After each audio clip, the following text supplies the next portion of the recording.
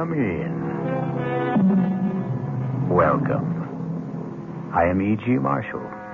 Welcome to the sound of suspense, to the fear you can hear. What do you think about witches? Not the bony hags and atrocious crones of Shakespeare and legend, or the poor unfortunates of Salem, but witches who are young, witches who are beautiful, witches who even fall in love. Excuse me.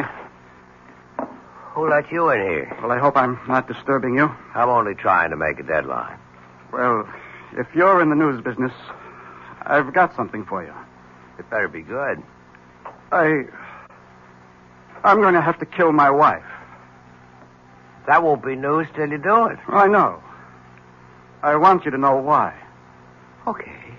Why? Because she's a witch.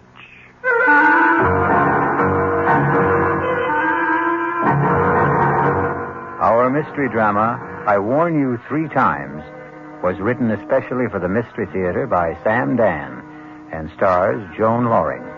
I'll be back shortly with Act 1.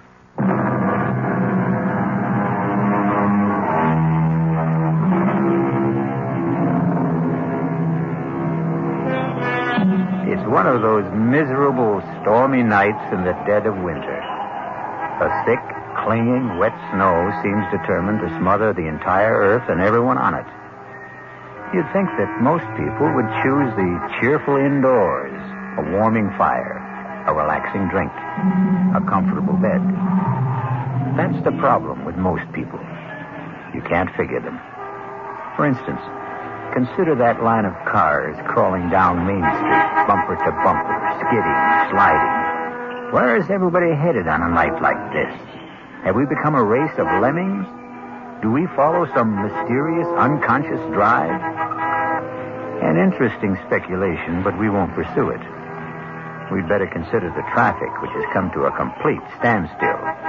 A car seems to be stuck at the intersection. Let's go, sister. That light's green. Oh, officer. Well, what are you waiting for, lady? My husband. Your husband?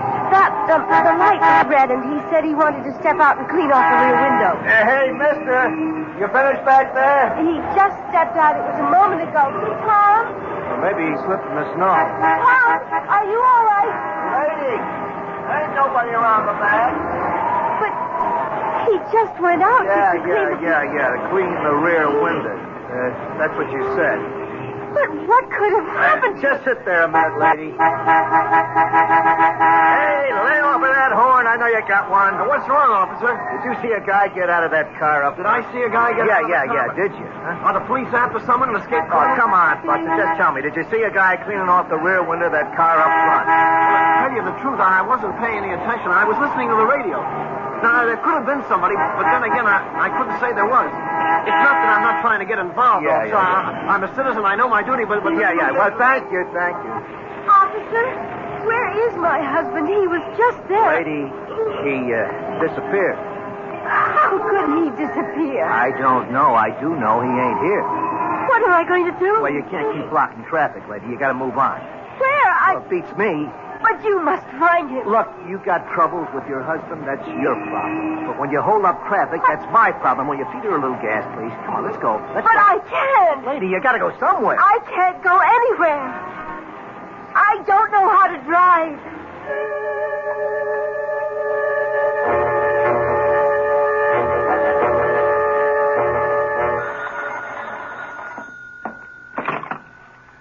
Desk, Lieutenant Carroll. Yeah.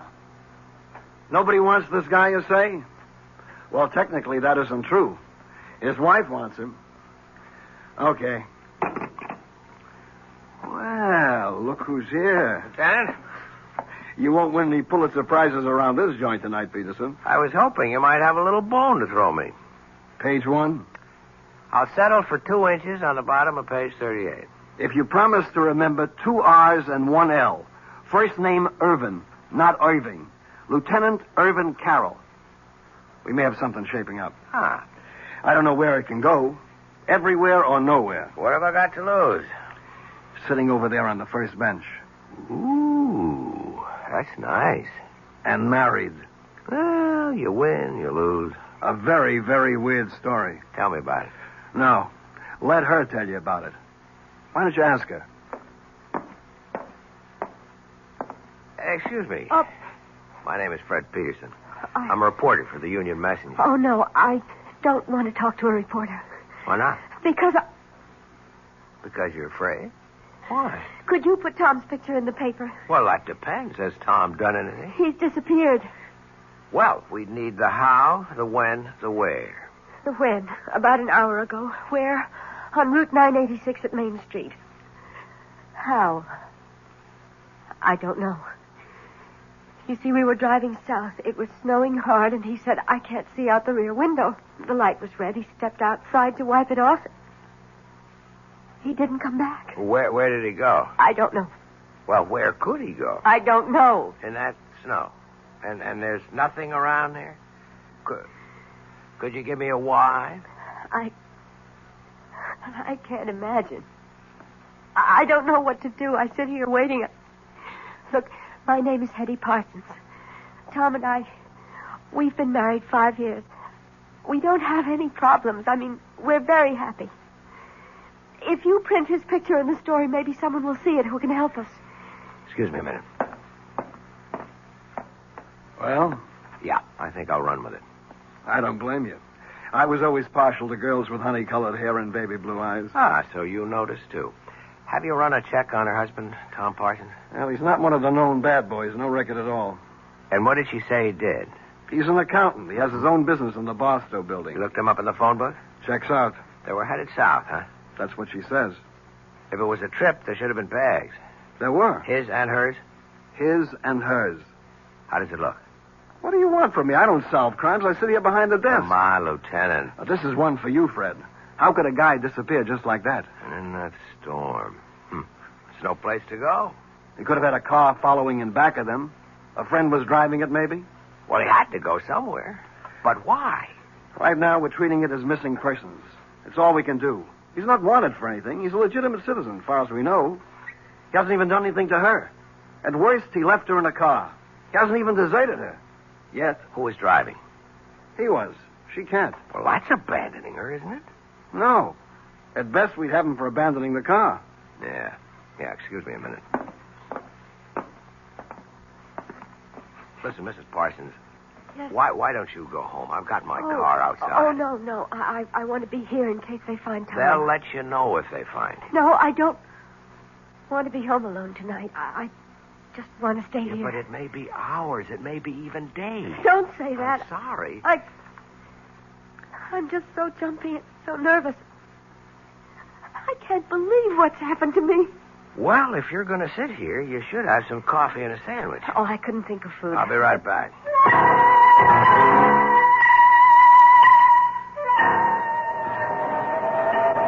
Hey there, Officer Dennis. Well, look who's here, the friendly reporter. Yeah, listen, that girl. Yeah, I was going to ask what girl, but I won't. Yeah, I want to start at the beginning. Oh, well, you know, Lieutenant Carroll's got 2 R's, but Patrolman Dennett's got 2 N's. Yeah. What did happen? Well, like she said, he went out to clean the rear window, and he was gone. Anybody see him? I checked the car and back, but who looks, who notices?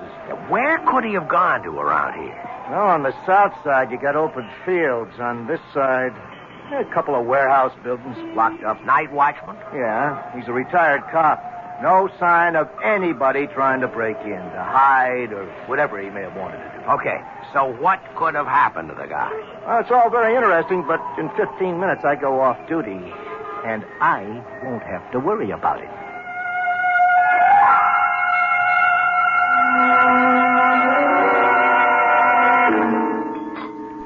Oh, thanks. I didn't think I could touch a thing, but I must have been starving. Has there been any word? Yeah, you'll hear the minute they know. Now, listen, Hetty, I can help you, but you have to help me. I'll do whatever I can. We have 2 basic roads to explore. 1, somebody was out to get your husband. Oh, no. No. Tom is the mildest, sweetest, most obliging guy on earth. He has absolutely no enemy. That you know about. Tom and I have no secrets from each other. Everybody has at least one enemy. Tom is incapable of hurting anyone in any way. He sounds too good to be true. If he does have a problem, that's it. All right. The second road to explore. He wasn't pushed. He jumped. What does that mean? It means he walked out on you. Oh, it's inconceivable. Why? I've had a liberal education tonight, Mr. Peterson. Call me Fred. No, not yet, or maybe never. I've been introduced to a new world. I've been thrown in with people who basically don't believe in anyone, don't trust anyone, and perhaps they have good cause. Perhaps that's how life is in their world. Perhaps their world is the real world, but it isn't my world. May I ask, do you come from another world? It's entirely possible. I won't call you Fred unless and until we become friends. But that's just a little thing. The policeman who brought me here is a confirmed cynic. So is the lieutenant. And so are you. I must plead guilty as charged. All of you proposed two basic hypotheses. A, my husband was ambushed by enemies. B, my husband abandoned me. You can't conceive of people who... they simply don't make or have enemies. You can't conceive of people who are completely in love. I'm not a fool, Mr. Peterson. I read these attitudes. What a wonderful world you live in, Mrs. Parsons. I hope you can stay there always. We're so dependent on each other, Tom and I. We need each other. We're so complete together. But we still have the basic fact of his disappearance. Yes, but all you can see are two alternatives. There is a third, you know. Really? Perhaps he was taken ill suddenly and he just wandered off. Oh, maybe I should go back there. I've already been back there. There's no place he could have wandered off to. Tell me, does he have a history of any sort of illness, amnesia, anything like that? No, nothing like that. Well, then, where are we? Nowhere. Perhaps you are nowhere, Mr. Peterson. Okay, tell me where you are. I have faith. I believe Tom will be found, or he will find himself, and he will have an absolutely reasonable and rational explanation. I hope so. Hetty! Oh, Hetty! Tom! Oh, Tom, darling. Tom, what happened to you? I was so scared. Oh, darling, you're all right? Hetty, are you all right? Yes. I don't understand. I happened to tune in the news, and there it was. Tom Parsons, accountant, with offices in the Barstow building, had disappeared under mysterious circumstances. Tom, I was so worried. Mr. Parsons was driving with his wife. He stepped out of the car to clean off the rear window, and... Hetty, what did you tell them? I wasn't in the car with you. I was at home. Well, here we have the story of two people who love each other deeply, who trust each other completely. It sounds like the Garden of Eden. But we all know what happened back there in the traffic and the snow. We shall return shortly with Act 2.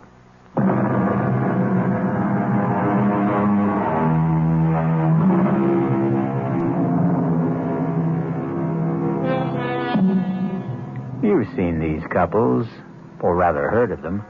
They dwell in a sea of perfect harmony, never a ripple of discord. But when they do have a disagreement, well, it's a beaut. Here we have Fred Peterson listening to Hetty and Tom Parsons having a fantastic difference of opinion. Tom, how can you say that? Hetty, darling, I was not in the car with you. I was home. Home. You said, let's get out of this miserable cold and snow. Let's head south for a couple of weeks. Hetty, when did I say that? How could I say that? You know I'm swamped with work at the office. You came home this afternoon, Tom. You said, how would you like to leave for Florida tonight? And I said, give me an hour to pack. Excuse me. Who's he? Oh, he's just... I'm just Fred Peterson of the Union Messenger. A reporter? Oh, please, don't be alarmed. I assure you it's a thoroughly respectable profession. Well, I see no point in emblazoning this all over the newspapers. Is there anything to emblazon, as you put it? This is a private affair. Tom, tell me what happened. What happened to you after you left me? Hetty, I told you I never left. Tom. How could I have left you? I wasn't with you. Oh, no, Tom. This time I have witnesses. The police officer, he knows you went out to clear the rear window. How does he know? Because Because you told him. Mr. Parsons, now, obviously your wife seems distraught. I would suggest... Keep your suggestions to yourself, Mr. Peterson. Don't you dare imply that I'm overwrought or nervous or hysterical. I am completely calm, extremely rational, and absolutely in command of myself. I know what happened this evening. Mr. Peterson, this is obviously a private matter between my wife and me, and nobody's business but ours. What did you mean, Mrs. Parsons, when you said that this time you had witnesses? Have there been other times when... Hetty, it doesn't do us any good to air this in public. All right, Tom. Take me home. Let me talk to that officer at the desk there. Find out if there's anything we have to do. Well? Well, what? Friend, husband, Tom. He didn't turn out to be quite as advertised. And what is that supposed to mean? He isn't quite the sweetest, mildest, most obliging guy on earth, is he? He is to me. I guess it's all a matter of how these words are defined, isn't it? And about this oh-so-complete understanding between the two of you. Won't you at least admit you're having a difference of opinion right now? I don't have to admit anything. Okay, don't shoot. I'll go quietly. Are you sure you really want me to go? Please. Regardless of what you say to me. You are in trouble. No, don't deny it. Well, what if I am? I'd like to help you. Why? Because... Would you want to help me if I were middle-aged and fat and sloppy and ugly? It isn't 10 minutes ago. You accused me of living in a world where no one trusted the next fellow or believed in him. You accused me of being a confirmed cynic. Is it possible you don't remember what you say from 1 minute to the next? I'm sorry. Don't be. There's a great deal to what you said. You're kind, but no one can help me. I could try. And no one should try either. Why not? It's too dangerous. That was the wrong thing to say to me. I'm warning you. You're only getting me in deeper. Please, For Fred. openers, my business is to take chances and get myself into... Hey, you know what happened? What? You called me Fred. Oh, I'm sorry. I shouldn't have. But you did, and that means we're friends. Look, I only You're want... the one who set up the ground rules for this thing. First names are for friends only. Please, forget what happened here tonight. I warn you. You've already warned me twice. It won't work. I can only warn you 3 times. Do you mean you keep score? Please don't joke, Fred. You keep saying the wrong word, or I should say the wrong name. The wrong name is Fred. You can't call me Fred and expect me to forget everything. I warn you. I warn you for the 3rd time. Forget all about tonight for your own sake, for your own safety. And after saying all that, you still expect me to forget about it. Tell my husband I'll wait for him outside in the car. Wait a minute, Hetty. I warned you, Fred. I warned you 3 times. Now, goodbye. Where's my wife? She said she'd meet you in the car. Mr. Peterson, if I were you, I'd forget everything that happened tonight. Is that a threat? No. A warning. That's all I've been getting around here, warnings. Well, for your own good, take them seriously. And if I don't? You'll regret it for the rest of your life, which may not be a long one. You still insist that you're not threatening me? I'm only trying to help you. Really? And why should you do that? Why? I don't know why. Maybe it's because the last guy tried to help me. What last guy? I didn't listen to him. The last guy? What do you mean? Nothing. Forget it. You know, with you and your wife, it seems, everything turns out to be nothing and forget I it. don't think it matters now.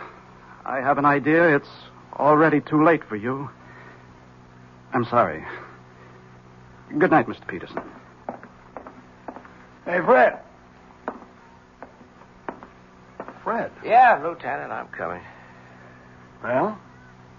Well, what? There's nothing there for us boys in blue. What's in it for the 4th Estate? Looks like he's trying to drive her nuts. It could also be the other way around. I don't think so.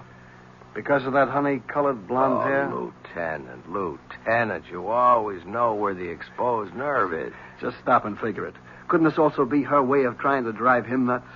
As a reporter, I would have to say yes. But, as a man? I don't know. Well, you got a problem, Fred. How are you going to tackle it? As a reporter? Or as a man?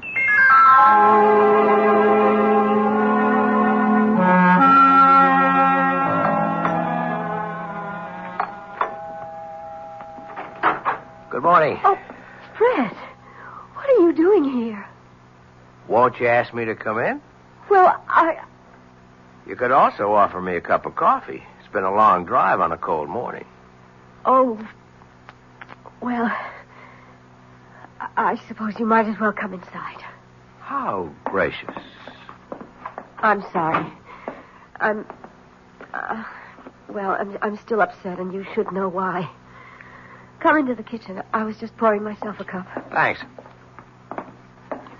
Charming place you have here. Thank you. I suppose Tom is generous enough when it comes to money and things. The implication being that he is not generous when it comes to what? Fred, if you insist on talking about Tom, I'll have to ask you to leave. Okay, let's talk about you. No. We can't talk about me either. What can we talk about? The weather, politics, sports. You'd be surprised I'm a very well-informed person. We could talk about art or literature. I didn't come here to talk about those things. I know why you came here. Do you? Fred, I'm a married woman. But you're not a happily married woman. I'm happy enough. Okay. Let me tell you why I'm here. As a reporter, that is. It doesn't happen very often that you get a chance to be in on a story before it's a story. You follow me? No. Last night, all I could have gotten out of it might have been a squib on the back page, or maybe nothing. But something's happening here. Something's building. I don't know what it is. But one of you is lying. One of you is trying to destroy the other. And you think you can stop it? Oh, no, that's not my job. But there's going to be an explosion. And I want to be there when it blows. Because then I'll have a story. And that's all this is. That's all I am to you. A story. I was talking as a reporter. But as a man... Yes? As a man, I'd like to help you, Hetty. Even if it meant losing your story? Yes. I'd like to believe that. Why can't you? I tried to warn you, Fred. Look, we had all that last night. I can't warn you anymore, but remember, I did warn you. Yeah, sure. Don't brush it aside, Fred. Hetty, on the general subject of warnings, I've had a few in my day. From gangsters, from politicians. I mean from people who had clout. But I did warn you. Look, if you want me to, I'll sign a receipt. Let the record show that you warned me. You were right. He is trying to destroy me. Ah, finally. Why? I don't know. Okay, let's go through the standards. Is he after your money? I don't have any. Another woman? I don't think so. Is he tired of you? I don't know. Well, none of this is very helpful. I'm sorry. What was this business you were giving me back in the station house about your perfect marriage, about your perfect husband? Because he is. It's just... Well, now and then he imagines things like last night. What's now and then? Oh, every few months. One time he stranded me up in Maine. Another time we were supposed to go to Europe. He told me he would be delayed and to get on the plane he would make the next one. And there I was, all by myself in Paris. He denied everything. Has he seen a doctor? Yes. And? It hasn't done any good. Is he overworked? Oh, yes. Well, maybe he needs a long vacation. I'm sure of it. It all sounds pretty simple to me, except for one little item. Why have you insisted on warning me? Because it was the right thing to do. I don't understand. First, you imply that everything is so simple. Then, when I start to believe it, you drop a little suggestion that throws me off balance. I can't seem to get anything definite out of you. Oh, but you did. What was that? A warning.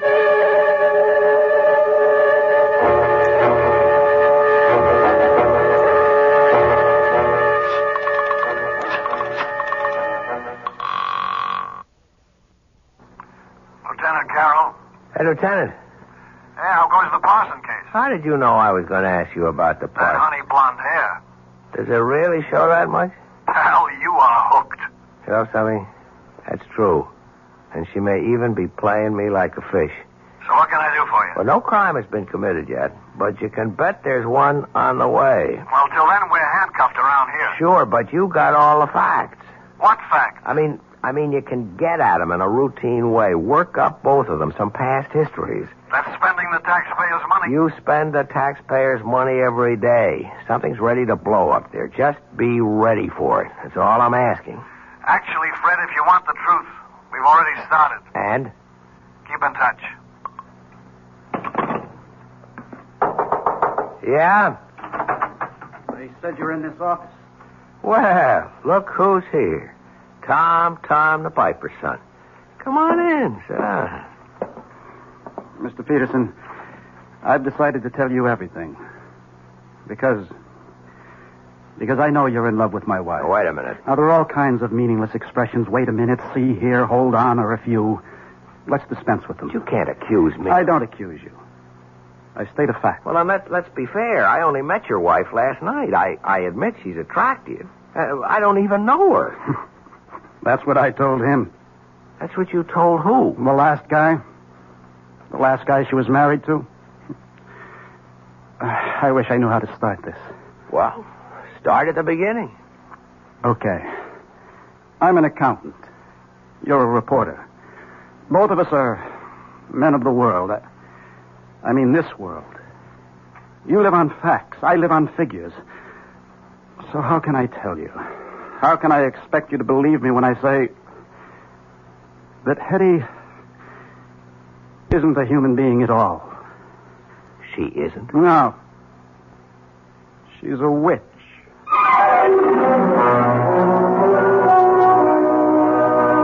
A witch? Yes, that's what he said. A witch. But how can it be? Wasn't all that witch business over and done with more than 200 years ago? Well, that's what we intend to find out shortly when I return with Act 3.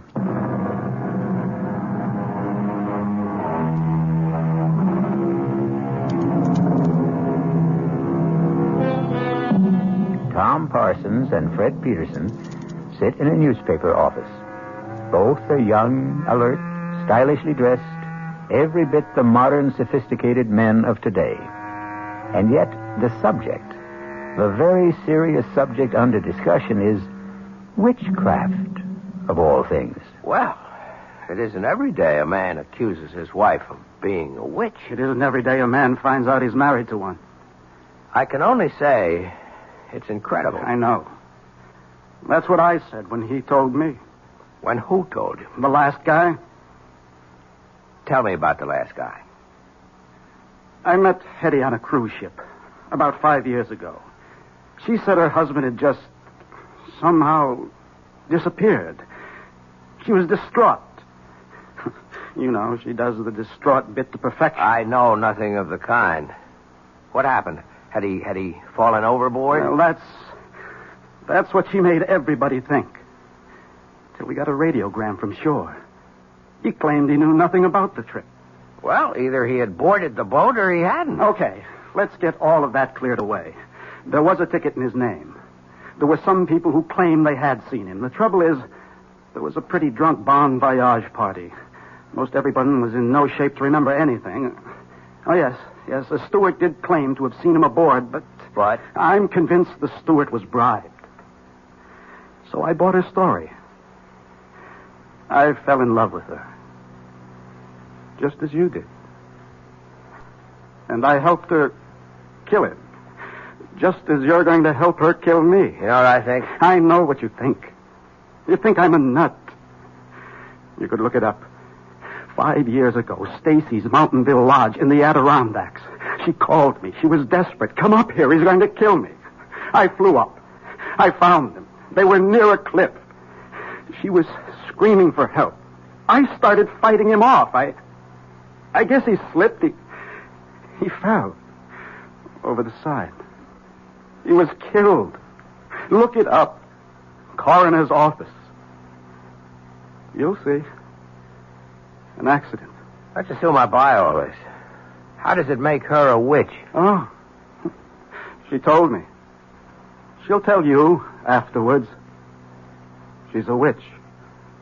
She falls in love with men, gets tired of them, and destroys them. I think you must I know. I'm here to warn you. But I'm going to kill her first. Let me get you a cup of coffee. You're a fool. I'm here to save your life. Sure. Okay. Look her up. I mean that. See if you can find a trace of her. See if you can find out where or when she was born, who her parents were.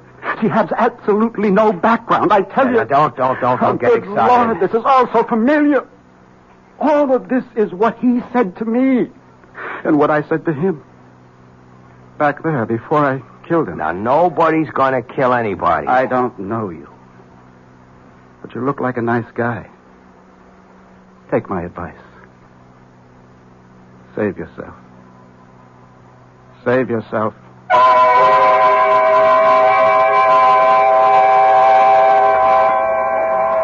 I'm not sure I should be here with you tonight, Fred. Well, you wouldn't let me visit you at home. Oh, it just wouldn't look right. Yeah, but it's all on the level. I'm a newspaper man. It's business. I'm doing a story. I had a very proper upbringing. Where were you raised, Hetty? I'd rather not talk about it. Why? Well, I told you it was proper, but it wasn't happy.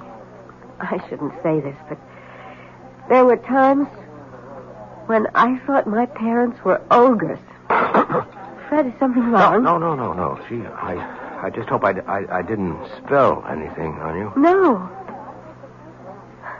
I didn't have a happy childhood. I don't like to discuss it. Here's something we should discuss. I spoke with Tom this morning. I think I know what he told you. So far out, I even hesitate to mention it, but obviously he believes it. I insisted that he see a psychiatrist. In fact, we both went. And it's the doctor's opinion that Tom is riddled with guilt. You see, he thinks he murdered Larry. Larry? My first husband. But Larry was a brute. I was very young, and we're really too young to know anything about people. Larry was a drunk. I didn't know that either. And when he had a few, he would abuse me. Well, I shouldn't have done it, but I was terrified. I called Tom, and he came up and got into a fight with Larry, and, well, there was that accident. But why should he get that far-out notion about you? According to the doctor, it had to be something... Well, something he could live with, something that could justify what he did, and he really has a vivid imagination. Strikes me as a very sober-minded person, aside He was from... a lit major at college. He became an accountant because he had to make a living. I don't know what I'm going to do about him, Fred. I've had so much trouble in my life, and he's really a wonderful guy, and I love him. Why does he want to destroy us? Why should he have a guilty conscience about Larry? Whatever happened was in self-defense. Well, look, everything will turn out all right. Oh, you're only saying that because you have to say something. No, I believe it. Hello? Tom? Yes, it's Tom. But you said you were working late. Well, I am. I just took a break for dinner. Join you? Please. Fred, you obviously didn't hear a word I said this morning, did you? I heard every word. Heard them all and listened to none? Tom, you're not well, and I think we... Oh, I know what you think. You think we should go away for a rest and all that. Forget it. I know what I have to do, and I'm going to do it. Poor Fred. I feel sorry for you. You're in love with her. To keep the record straight, I'm a reporter. There's a story here. I aim to get it. Sure. That's what you tell yourself. Let's go along with you, Tom. Suppose what you say is true. Suppose she's what you say she is. Why not walk out, get a divorce? I can't. Why? I hope you never find out. You see, she destroys you. She takes away your capacity to love, your feelings, your mind. It's as if you're only just nourishment for her.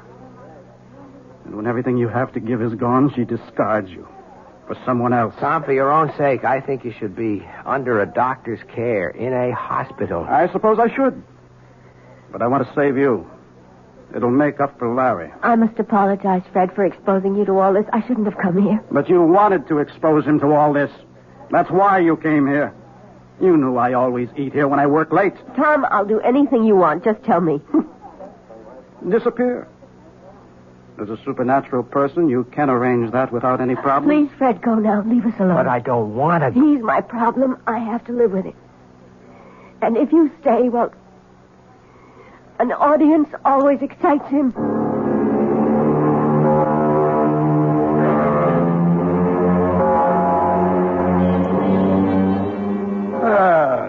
who finally showed up. What happened to that Nobel Prize for journalism you were working on? Lieutenant, there is no Nobel Prize for journalism. Oh, well, what happened anyhow? I got off it all. Couldn't make heads or tails. Well, we're still on it. As a matter of fact, information keeps pouring in all the time. On her? On him. Funny duck. He was always interested in spirits, that kind of thing. He wrote his master's thesis on something called demonology. Well, there's nothing there for me. As a man or a reporter? Both.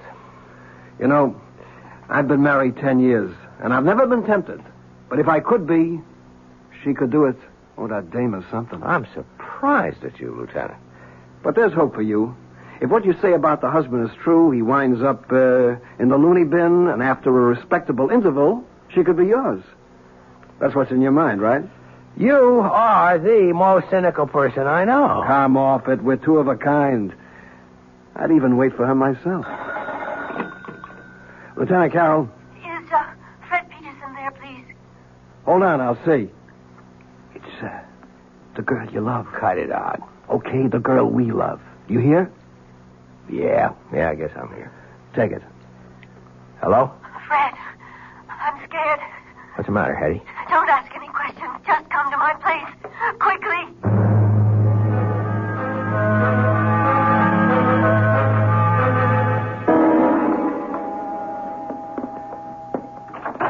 Come in, Fred.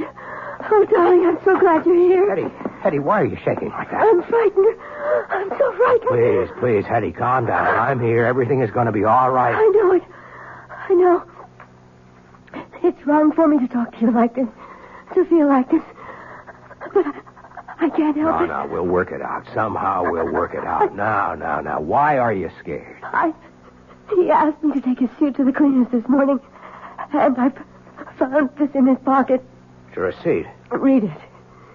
From Carrington's, 1 double-action Danforth Wilson revolver, caliber 32. He bought a gun. Don't you see? He bought a gun. All right. Why would he buy a gun if he didn't want to kill me? Well, I think we have enough to interest the police now. Are you sure about that? Tom? Well, answer the question, Fred. What do you expect from the police?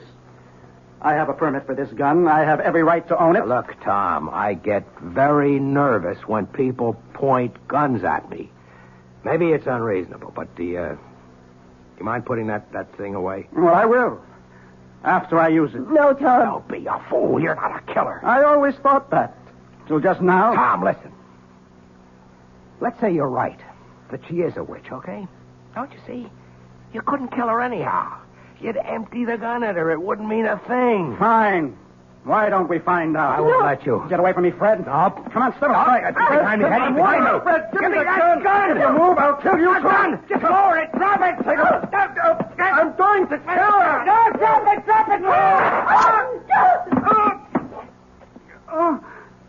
Tom! You did it. Again, Eddie. It did it. Again. Call a doctor, Hetty. What for? You poor sucker. You think she's not worth it. You think she's paradise? She is. She is. But it doesn't last. It doesn't last. And then she'll kill you. She'll kill you, too. Tom. He's dead. Tom. You saw there was nothing I could do. I know. Better call the police.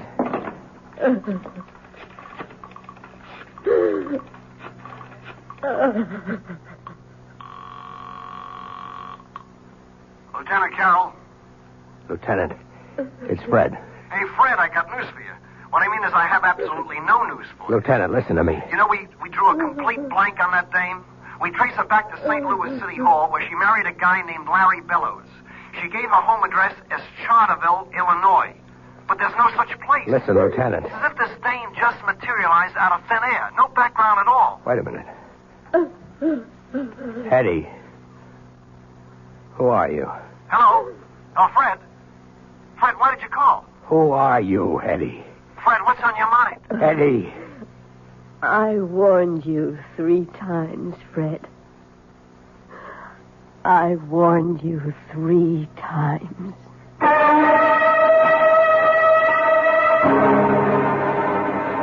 And how many warnings would you have needed?